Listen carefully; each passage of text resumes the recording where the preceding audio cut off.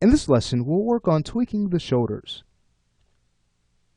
As we pointed out in the previous lesson, there might be a few extremes where we do get a little bit of volume loss, and frame 15 is a great example of that. So this will happen at times to our control rigs, and there are a few ways to fix this. We could either use a morph target as a corrective solution, or we could always add more to our shoulder rig. And I'm going to go ahead and take option B, because I'd like to show you this technique. I think it's something that animators need to know in case they need to add this to their own control rig. It's not common, but it does happen at times. So let's go ahead and get started. Just to give you an idea of what we'll do, we'll basically add a set of custom attributes we can use to get the shoulder to the exact form or volume we'd like it to be at. And it's actually very fast to do. So I'm going to go ahead and select our shoulder control and head over to the Modify panel. You can see that we already have an attribute holder that exists on this object in case we need to go in and add some more control. Alright, so at this point, just for clarity, let's go ahead and rename the attribute holder. I'll go ahead and right click and rename this to shoulder control. Great. So now it's time to add a set of custom attributes.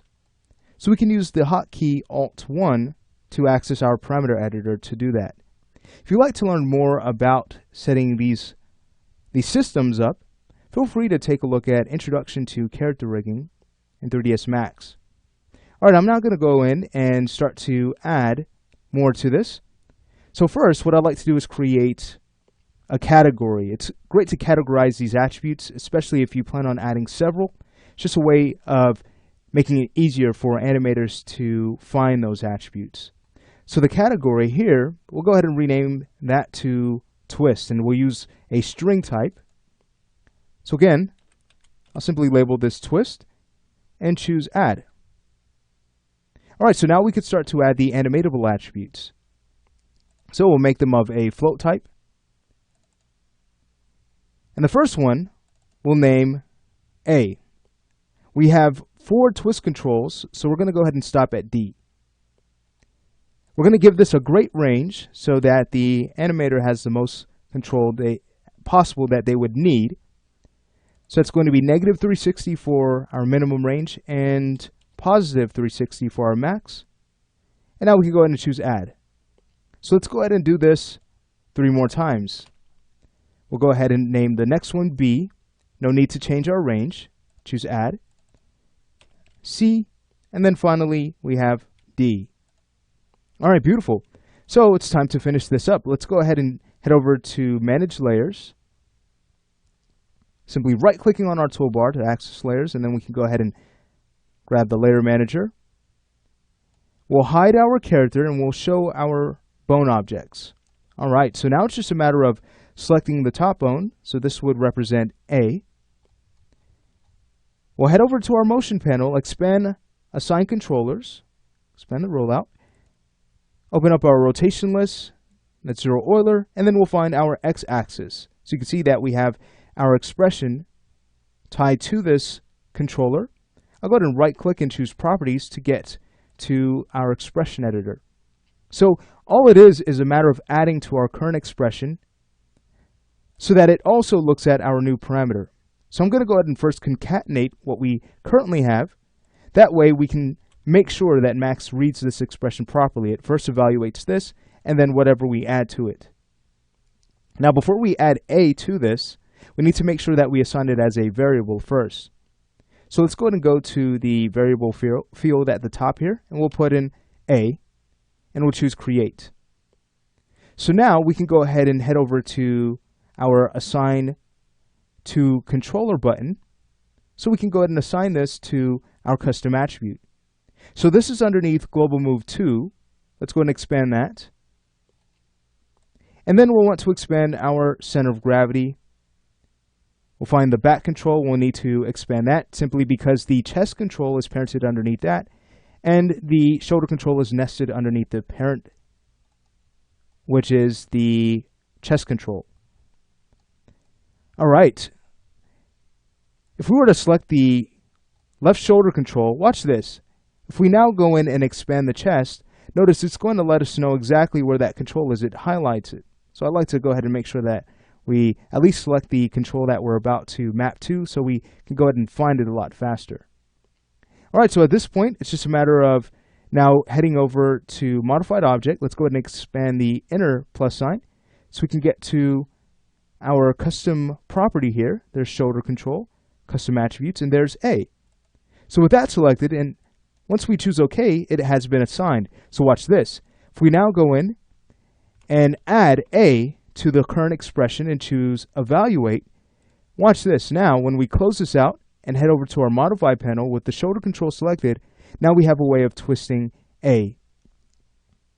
And notice we did this in a way so we have control over each instead of twisting them all at the same time.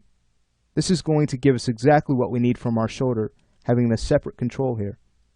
All right, so let's go ahead and take care of the others. Again, we can take care of this very fast. We'll go back to our motion panel. We'll go to the x-axis, right-click, choose properties. Let's go ahead and concatenate the current expression. We'll create our variable. That's going to be B.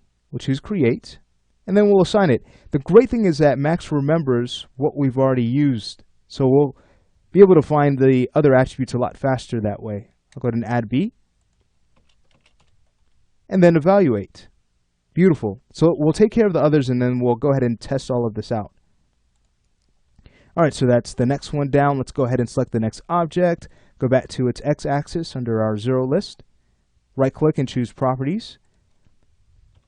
We'll put the current expression in parentheses. We'll create our variable. That will be C. We'll choose Create, assign it, find it, add it, and evaluate. Simple as that. All right, one more, and we'll get to test all of this out.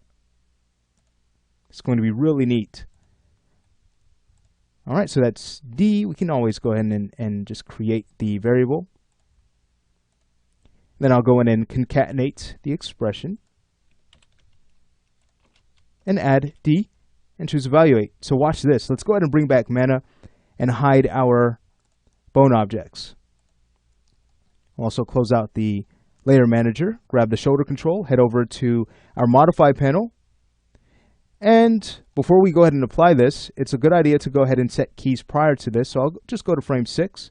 And I'll go ahead and start to set a keyframe here by just changing the value and then changing it back to 0. Just a fast way to do that. Okay. So now, if we were to go to frame 15, take a look. We can start to adjust these to get volume back in the shoulders. So we only needed to adjust a few of them here.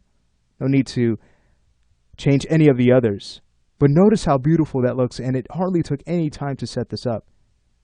All right, so if you have a rig where your shoulders aren't quite giving you exactly what you want, you know one way of tweaking them, but chances are you may also need to use a morph target to add further corrections. And again, that is very common in animation. But there are ways of setting up an automatic morph target to make sure that you don't have much work to do when it comes to adding the final look to your animation after you've gone ahead and finalized your character's movements and such. So that's more of a complicated subject, and we'll make sure we create training around that so you understand how that process works. But for right now, we've created a very neat addition to our shoulder rig to basically make animating this character a lot more fun. So I'm going to go ahead and leave the other controls up to you. If you'd like to go ahead and add the controls, you most certainly can. But by the next lesson, we're ready to start working on that really neat spin as our character falls to the floor.